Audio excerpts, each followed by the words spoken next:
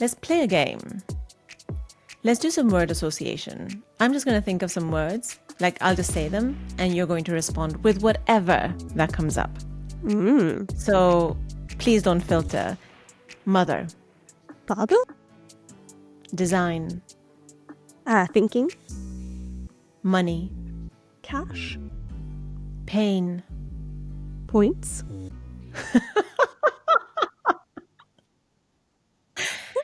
I'm like, what does that mean? I don't know. I'll have to look back at this. I'm like, what is the next thing that I'm saying? I know. I feel like that's as much a test for you as me. Absolutely, it was. I actually do want to talk about money. What's your relationship with it? I think it's a mutual respect, but probably a little bit love and hate too. Love and hate. Let's go into the hate. Why hate? I kind of hate that we have to think about it so much. I'd love that we could all just live happy lives and not have to work or stress or feel that need to pursue financial gains just to survive.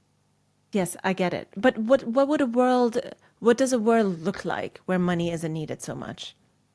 I think Is it then even we possible? could... Sorry, is it even don't possible? know if it's possible. I think probably I've lived in France too long and really enjoy the fact that healthcare isn't required to be connected to our income.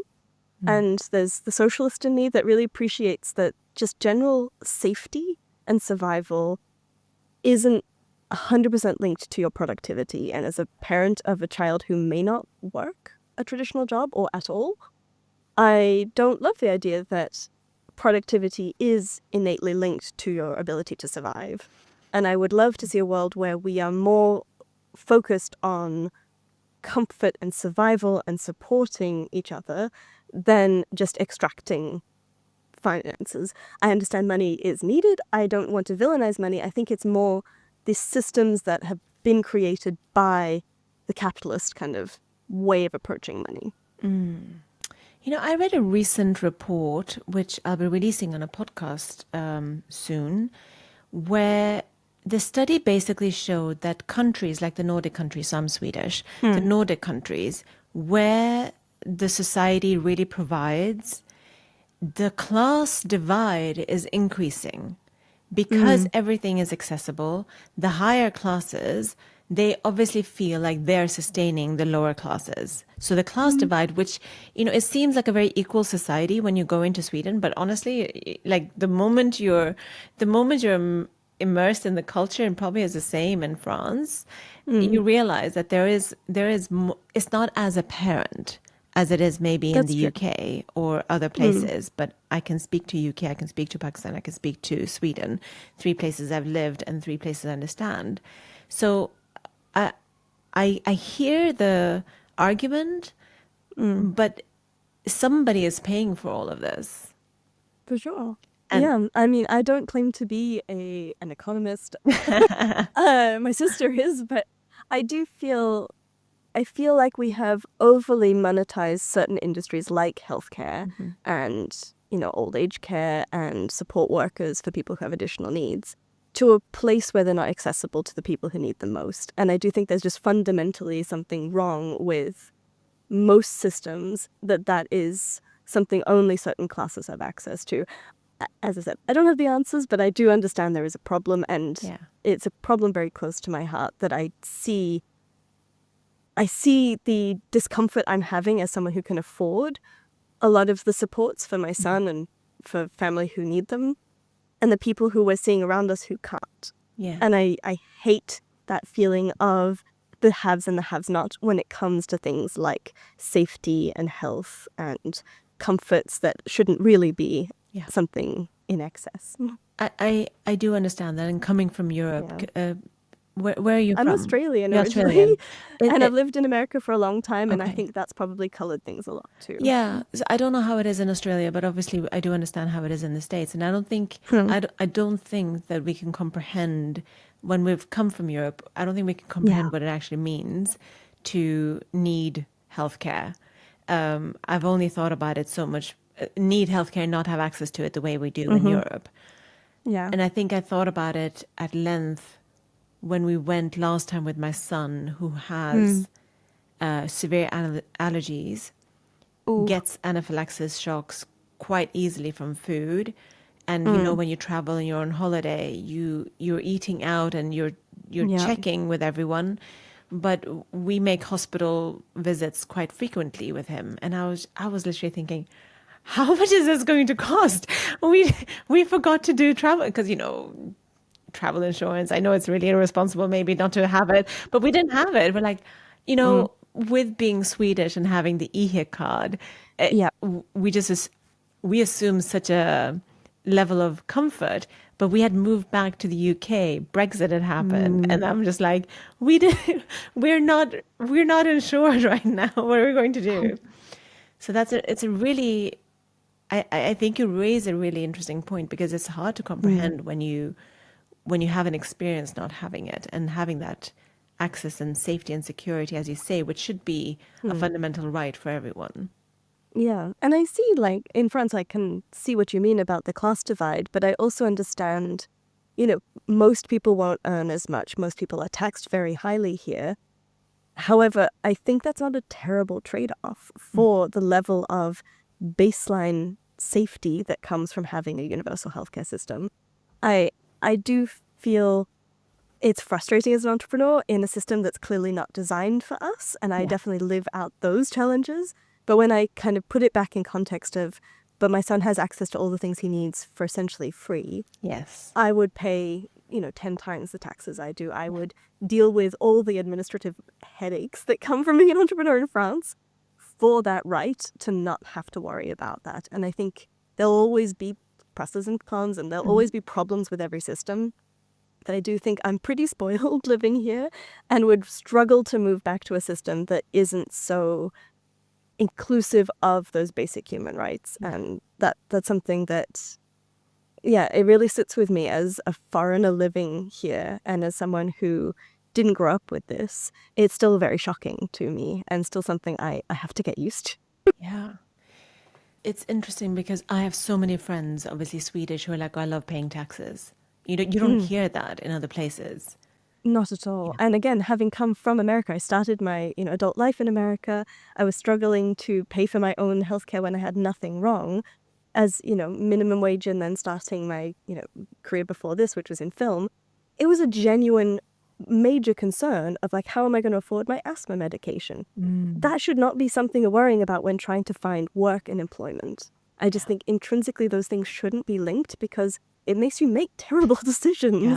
Yeah. I have a friend who basically went back to corporate after having a venture of his own because he couldn't afford his regular healthcare expenses. And that just breaks my heart. Like, we shouldn't be making decisions as business owners, as employees, as workers based on our ability to access basic healthcare. Yeah. Let's shift the conversation to pricing. I mean, I agree with everything you're saying, but I want to make a bit of a shift Mm, towards pricing. sure. One of the actually quite a lot of the commentary that I get, and most people fill that a form before they actually came onto Mm, this show.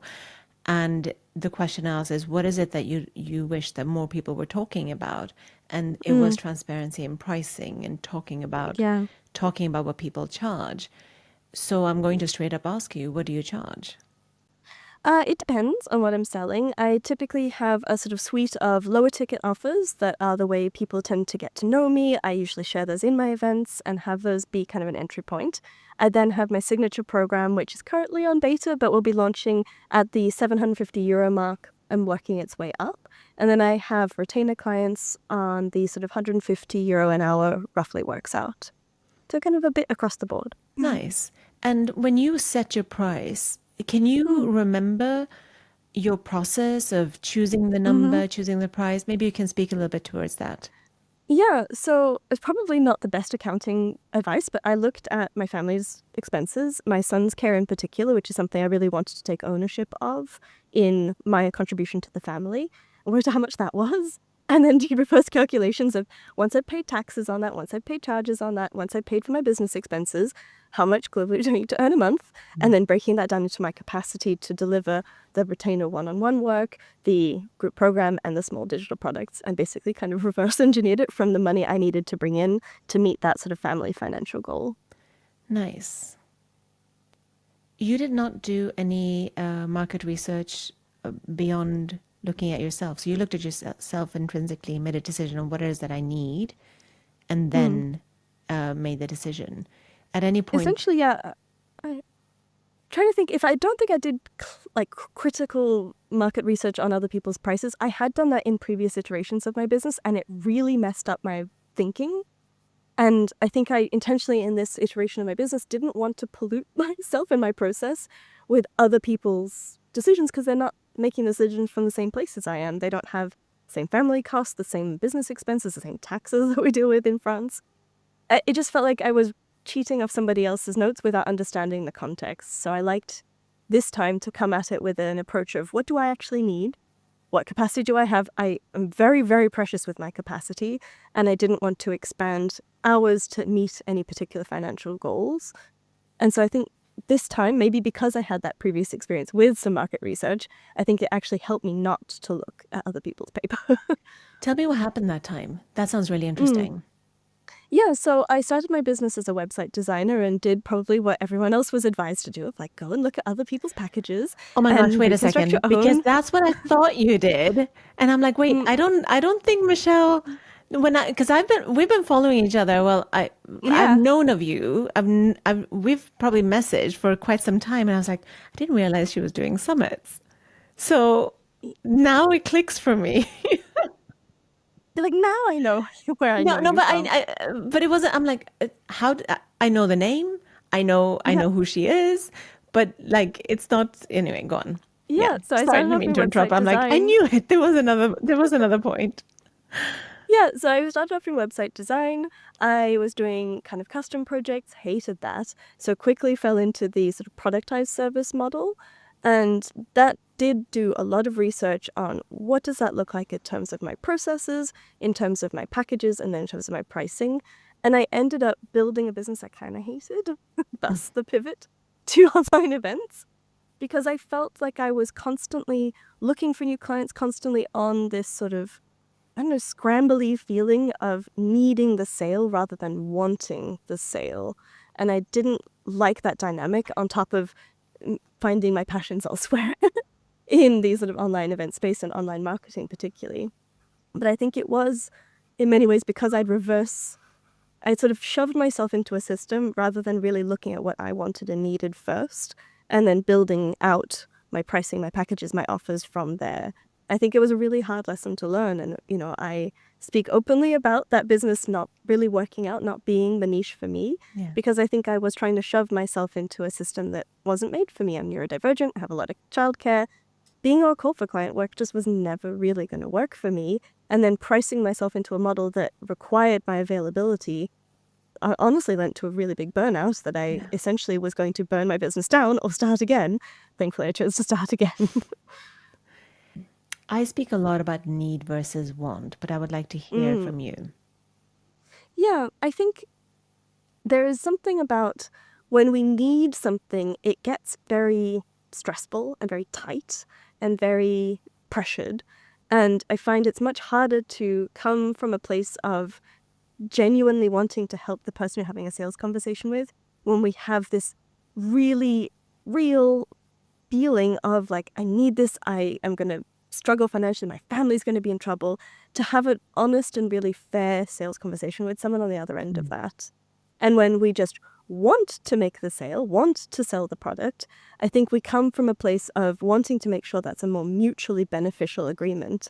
And I find, at least for me, selling from a place of wanting to sell, I'm also coming at it with like, I want people to buy this thing. I want them to enjoy it. I'm excited about this, but I hold it a little looser because it's not got my family's well-being on the line. Yeah. And I find sales is a lot easier when I just want them and I don't need them.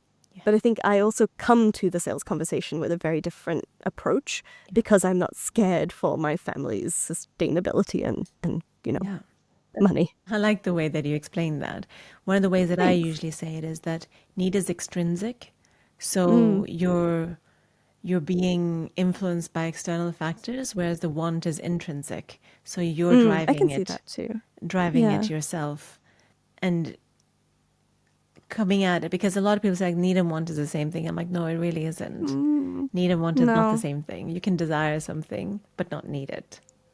Exactly. And I think we do get mixed up, especially in the online business space, because so many people talk about their big numbers and goals, and people show off a lot of what they're doing. I think it can sort of trick your brain into thinking you need certain financial goals, certain business models, certain ways of doing things, without really giving you space to check in if that's what you want. And I think that's really what happened with that first iteration of my business is I did what I thought I was meant to do to get what I wanted, but it made me think I needed it. And actually what I needed was something that was more contained, more focused on my actual goals, and more designed for my actual capacity. Yeah. Michelle, this has been a fabulous conversation. Thank you so much for being so open and giving with your time and your knowledge and your experiences, most of all. Where can people connect with you? Thank you. Yes, I'm the only Michelle Ponvert out there, so I'm very easy to find. My website, michelleponvert.com. I'm on Instagram, but not very active. I'm on Threads a bit more these days. Again, Michelle Ponvert. Otherwise, I have a podcast. It's called The Event Report. I share lots of behind the scenes of my events, other people's events, and then fun tips and things I'm discovering in the event landscape as well. Fantastic. Go give Michelle your support. Get to know her. She's absolutely brilliant to talk to. I am Ivy Malik, the business coach for creators. Beyond teaching sales, I help people change the way they speak to the world so that they can get those high-paying clients and attract the talent that they need as they grow their business. And more than anything, to help you grow your influence. You've been listening to the series on money. If you enjoy this, give me a comment. Let me know if you want to hear more and what other topics you may want me to cover. See you next time.